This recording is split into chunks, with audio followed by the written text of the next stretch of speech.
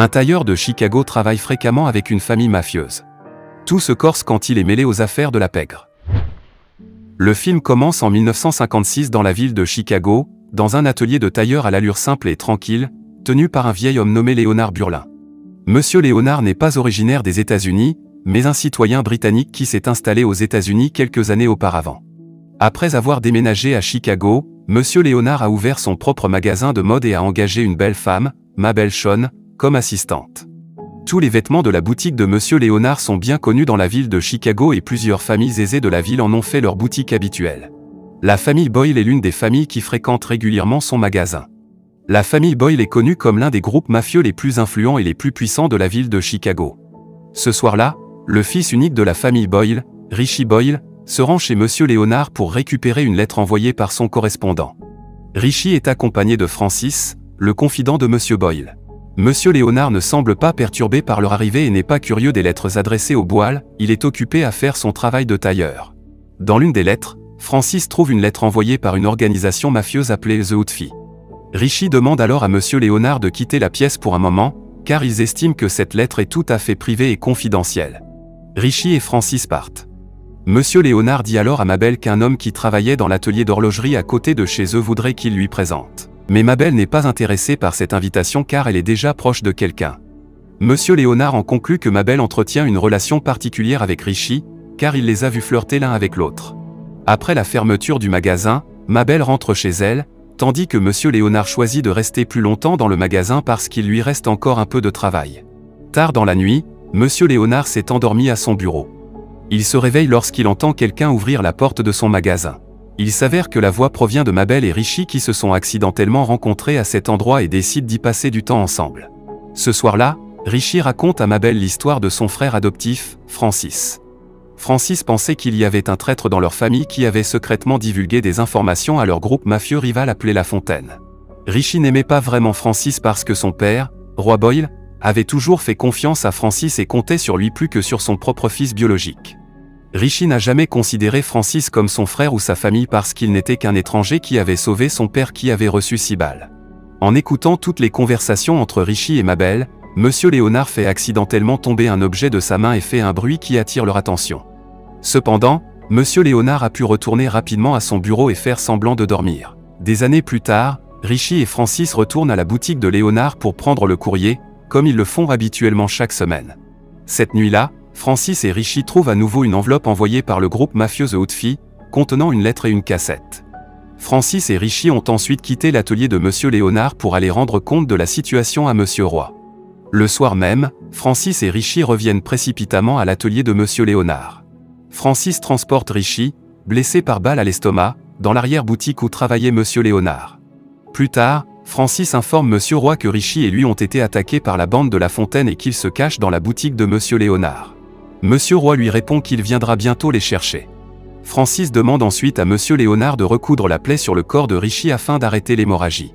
Monsieur Léonard a d'abord hésité parce qu'il n'avait jamais recousu les blessures de quelqu'un, mais il a fini par le faire parce qu'il a eu un peu d'expérience au combat auparavant. Francis a dû partir immédiatement car il devait trouver un lecteur de cassettes pour pouvoir ouvrir le contenu de la bande. Francis a ensuite expliqué que les cassettes étaient des enregistrements de la mise sur écoute d'un membre de la famille Boyle. Il soupçonne l'existence d'un traître au sein de la famille Boyle qui coopère avec le FBI et installe ensuite un mouchard dans l'un des endroits que les Boyle ont l'habitude de fréquenter. Auparavant, Francis et Richie avaient l'intention de faire jouer la cassette ailleurs, mais des membres du groupe La Fontaine leur ont tendu une embuscade, blessant Richie. Francis a quitté le magasin et Richie a finalement repris ses esprits. Monsieur Léonard affirme que Francis lui a raconté l'histoire des cassettes et du traître à la famille Boyle. Monsieur Léonard a ensuite demandé à Richie s'il soupçonnait un membre de la famille d'être un traître. Monsieur Léonard a ensuite déclaré que le traître pourrait être quelqu'un proche de la famille Boyle mais n'en faisant pas partie. Monsieur Léonard parle à nouveau de Francis qui insiste pour trouver le traître dans leur famille, puis dit qu'il est possible que le traître soit Francis lui-même. Quelques instants plus tard, Francis est revenu dans la boutique de Léonard. Avant que Francis ne rencontre Richie, Monsieur Léonard avait chuchoté à Francis que Richie le soupçonnait d'être un traître et que Richie avait ouvert la valise qu'il avait laissée plus tôt. Cela signifie que Monsieur Léonard joue entre Richie et Francis pour qu'ils se méfient l'un de l'autre. Richie, influencé par les propos précédents de Monsieur Léonard, commence à interroger Francis et lui demande pourquoi les nombreux coups de feu tirés par les hommes de La Fontaine n'ont touché que lui alors que Francis n'a pas été blessé du tout. Francis répond que ce soir-là, il a simplement eu de la chance. Francis a alors dit qu'il allait apporter la cassette au visionnage sur le champ. Mais Richie l'en empêche, car il veut attendre son père qui va bientôt venir les chercher. Les choses se sont tellement envenimées entre Richie et Francis qu'ils ont commencé à se battre l'un contre l'autre à propos de la cassette. Finalement, lorsque Richie et Francis ont réalisé que la valise était vide, ils ont immédiatement pointé leurs armes l'un vers l'autre. Richie a tiré un coup de femelle à manquer tandis que le coup de feu de Francis a touché le cou de Richie et l'a tué. Un peu paniqué, il demanda immédiatement à Monsieur Léonard de cacher le corps de Richie et de lui laisser un peu de temps pour nettoyer le sol des taches de sang de Richie. Lorsque Monsieur Roy est entré dans l'atelier, le sol était propre et Francis a eu le temps d'inventer un mensonge sur l'endroit où se trouvait Richie. Monsieur Roy a alors demandé à Francis d'aller immédiatement chercher Richie et de le ramener. Monsieur Roy attend en parlant à Monsieur Léonard. Il dit qu'il existe actuellement la plus grande organisation mafieuse du monde, appelée The Outfit, qui possède des réseaux dans plusieurs pays d'Europe et d'Amérique. Monsieur Roy a ensuite expliqué que la famille Boyle avait reçu une offre de l'organisation pour devenir son allié. C'est parce que la famille Boyle est le seul groupe mafieux qui ose combattre La Fontaine. Il s'est avéré que Monsieur Roy avait compris que Richie se trouvait actuellement dans le magasin de Léonard parce que son manteau y était toujours accroché. Monsieur Roy savait que Richie ne quittait jamais son manteau lorsqu'il sortait en hiver. Léonard avait quelque chose à cacher. M. Roy menace Monsieur Léonard avec un pistolet pour qu'il raconte ce qui s'est réellement passé. Mais avant qu'il ne puisse expliquer quoi que ce soit, Francis entre soudain dans la pièce emportant Mabel. Monsieur Léonard, qui craignait que Mabel ne soit tuée par Francis, explique alors que Richie est gêné parce que Francis a réussi à abattre 4 des hommes de La Fontaine alors que lui n'a abattu personne. Richie a donc décidé de retourner chez La Fontaine et d'abattre des gens de La Fontaine pour prouver sa valeur à Roy. Monsieur Léonard explique également pourquoi il ne lui a pas dit cela plus tôt parce que Richie lui a interdit de le dire à Monsieur Roy pour qu'il ne s'inquiète pas.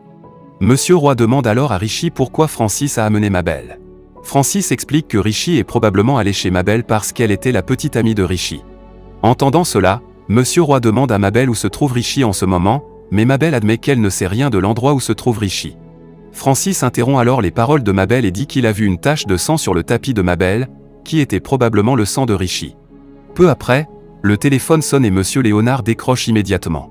Monsieur Léonard dit que l'appel provient de Richie qui prétend se cacher de La Fontaine et demande qu'on vienne le chercher au numéro 31 de la rue. En entendant cela, Monsieur Roy et son homme se sont précipités pour aller chercher Richie. Monsieur Léonard a expliqué qu'il avait délibérément donné cette adresse pour que le groupe de La Fontaine puisse attaquer Monsieur Roy et ses hommes. En outre, Monsieur Léonard explique que Mabel est le traître qu'il recherche depuis le début. Après avoir établi une relation privilégiée avec Richie, Mabel a eu de nombreuses occasions de déterrer des informations sur la famille Boyle et de les divulguer à La Fontaine afin d'obtenir de l'argent en retour. Sachant que Francis finira par le découvrir, Mabel demande au FBI de l'aider à mettre sur écoute et à arrêter toute la famille Boyle. De cette façon, Mabel serait en sécurité car le FBI se débarrasserait des Boyle. Tous les projets de Mabel étaient connus de Monsieur Léonard et il les a délibérément laissés de côté parce que Mabel voulait vraiment gagner beaucoup d'argent pour voyager dans le monde. C'est également Monsieur Léonard qui a volé les cassettes afin de protéger Mabel. Peu après, La Fontaine et ses hommes sont venus au magasin de Léonard pour payer Mabel en échange de la cassette. Après que La Fontaine est venu prendre la cassette, il a donné à Mabel l'argent dont ils avaient convenu au préalable. Malheureusement, Mabel et Monsieur Léonard ont trahi Francis et ont informé La Fontaine de l'endroit où il se trouvait. Francis est mort après avoir été abattu de plusieurs balles par les hommes de La Fontaine. Après le départ de La Fontaine et de ses hommes, Monsieur Léonard a dit à Mabel que c'était lui qui avait chargé la cassette et l'avait mise dans la boîte aux lettres avec le nom de l'organisation pour la remettre à la famille Boyle. Il a fait tout cela pour créer un fossé entre les Boyle et la cassette qui avait été remise à La Fontaine était une fausse cassette car il l'avait remplacée par son propre enregistrement vocal. La cassette originale est toujours en possession de Monsieur Léonard et il l'a délibérément conservée pour que Mabel puisse la remettre au FBI. Pour que le FBI puisse se débarrasser du groupe mafieux de la famille Boyle et du groupe La Fontaine. Monsieur Léonard a ensuite dit à Mabel de voyager dans le monde entier avec l'argent qu'elle venait de recevoir. Cette nuit-là, Monsieur Léonard a emballé ses affaires et a mis le feu à tout son magasin pour détruire toutes les preuves. Mais apparemment, Francis, qui était encore en vie, s'est soudain levé et a tiré sur Monsieur Léonard. Heureusement, le tir l'a manqué et ne l'a blessé qu'au bras. Monsieur Léonard a alors expliqué à Francis qui il était vraiment. Il était auparavant un mafieux, tout comme Francis, mais après avoir quitté son patron et s'être rendu à Londres, les hommes de ce dernier ont réussi à trouver sa résidence et ont tué sa famille dans un incendie. Il a donc déménagé à Chicago pour commencer une nouvelle vie et devenir une meilleure personne. Le film se termine par une scène où Monsieur Léonard quitte son magasin à Chicago pour vivre une vie meilleure. J'espère que ce résumé vous aura plu et que vous aurez compris l'intrigue. Merci pour votre attention et on se retrouve très vite pour vous faire découvrir un autre film.